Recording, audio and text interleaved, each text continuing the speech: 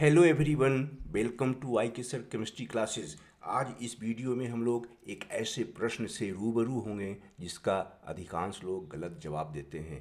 और यह प्रश्न है, which one is more acidic, chloroform और फ्लोरोफॉर्म। लेकिन इस प्रश्न का उत्तर जानने से पहले सबसे पहले हम लोग देखें कि एसिड के स्ट्रेंथ पर सब्स्टिट्यूएंट्स के इलेक्ट्रोनेगेटिविटी का क्या प्रभाव पड़ता है। Normally the strength of N acid increases with increase in the electronegativity of substituents. Let us illustrate it taking an example. We have taken acetic acid and another one is chloroacetic acid. Acetic acid में hydrogen की electronegativity 2.1 होती है, जबकि chloroacetic acid में chlorine की electronegativity 3.0 होती है। Acetic acid का Ka का वैल्यू 1.8 इंटू 10⁻⁵ है, जबकि क्लोरोएसिटिक एसिड का Ka का वैल्यू 1.3 इंटू 10⁻³ है। यहाँ Ka को हम लोग डिसोसिएशन कांस्टेंट ऑफ एसिड कहते हैं। Ka का वैल्यू जितना ज़्यादा होगा एसिड उतना ही स्ट्रॉन्ग होता है। स्पष्ट है कि यहाँ क्लोरोएसिटिक एसिड स्ट्रॉन्गर एसिड है, चूँकि इसका Ka का वैल्यू ज़्यादा है, जबकि एसिटिक एसिड वीकर एसिड है। यहाँ हम लोग स्पष्ट रूप से देख पा रहे हैं कि सब्स्टिट्यूएंट्स का इलेक्ट्रोनेगेटिविटी बढ़ने के साथ साथ एसिड का स्ट्रेंथ बढ़ रहा है। अब सिमिलर ग्राउंड्स पर हम लोग गेस कर सकते हैं क्लोरोफॉर्म एवं फ्लोरोफॉर्म के केस में। क्लोरोफॉर्म में Cl की इलेक्ट्रोनेगेटिविटी 3.0 है, जबकि फ्लोरोफॉर्म में F की इलेक्ट्रोनेगेटिविटी 4.0 है। जैसा कि पीछे हम लोग देखे थे, सब्स्टिट्यूएंट्स का इलेक्ट्रोनेगेटिविटी बढ़ने से एसिड का स्ट्रेंथ बढ़ना चाहिए। इस आधार पर फ्लोरोफॉर्म को मोर एसिडिक होना चाहिए, जबकि क्लोरोफॉर्म को लेस एसिडिक। लेकिन क्या यह हमारा अनुमान सही है? नहीं, बिल्कुल गलत अनुमान है। तो देखेंगे हम लोग एक्चुअल सिचुएशन क्या है। Chloroform is more acidic than fluoroform. इसको हम लोग एक्सप्लेन करेंगे।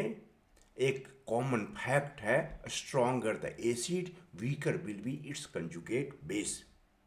मान लिया कि Ha कोई एक एसिड है जो H+ आयन देने के बाद फर्निश कर रहा है A-। यहाँ A- एसिड Ha का कंजुगेट बेस कहलाता है। मान लिया कि Ha एक स्ट्रॉन्ग एसिड है, इसमें H+ आयन देने की क्षमता ज़्यादा है। यह रिएक्शन आगे की ओर ज़्यादा होगा, पीछे की ओर कम होगा, यानी A- में H+ एक्सेप्ट करने की टेंडेंसी कम होगी, यानी कि A- एक वीक बेस होगा। यदि एसिड स्ट्रॉन्ग है तो उसका कंजुगेट बेस वीक होगा, या फिर इसका उल्टा, यदि एसिड वीक है तो उसका कंजुगेट बेस स्ट्रांग होगा। देखिए हम लोग क्लोरोफॉर्म के केस में, यहाँ पर क्लोरोफॉर्म यदि H+ आयन लूज करता है तो उसका कंजुगेट बेस बनेगा, जिसमें कार्बन पर माइनस चार्ज होगा। This carbanion is stabilized by resonance. और इस रेजोनेटिंग स्ट्रक्चर में क्लोरीन के वैलेंस शेल में 10 इलेक्ट्रॉन हो गया है। यह इसलिए संभव हो पाया है कि क्लोरीन के वैलेंस शेल में जो तीसरा पीरियड का एलिमेंट है, वैकेंट d एटॉमिक ऑर्बिटल होता है, और इसी कारण Cl इस रेजोनेंस में भाग ले पाता है। चूँकि यहाँ पर कार्बन का माइनस चार्ज डीलोकलाइज्ड है, माइनस चार्ज कभी कार्बन पर है तो कभी क्लोरीन पर है, तो यह कंजुगेट बेस एक वीक बेस होगा। चूँकि इसमें H+ आयन एक्सेप्ट करने की टेंडेंसी कम होगी।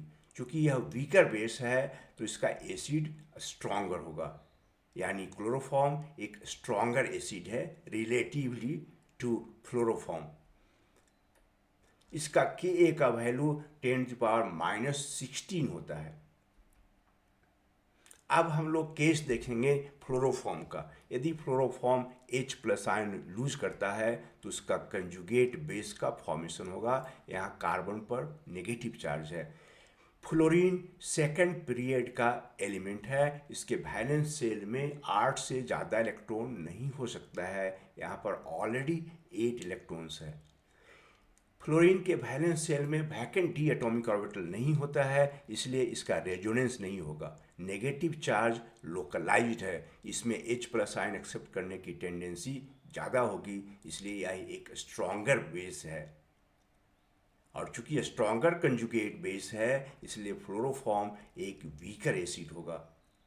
इसका Ka का वैल्यू 10⁻26 होता है, जबकि पीछे हम लोग देखे थे क्लोरोफॉर्म का Ka का वैल्यू 10⁻16, यानी क्लोरोफॉर्म की तुलना में फ्लोरोफॉर्म 10⁻10 टाइम्स वीकर एसिड है।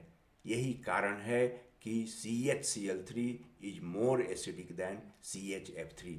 Thank you for watching the video. इसी तरह के इंटरेस्टिंग वीडियो के साथ हम लोग आगे भी मिलेंगे।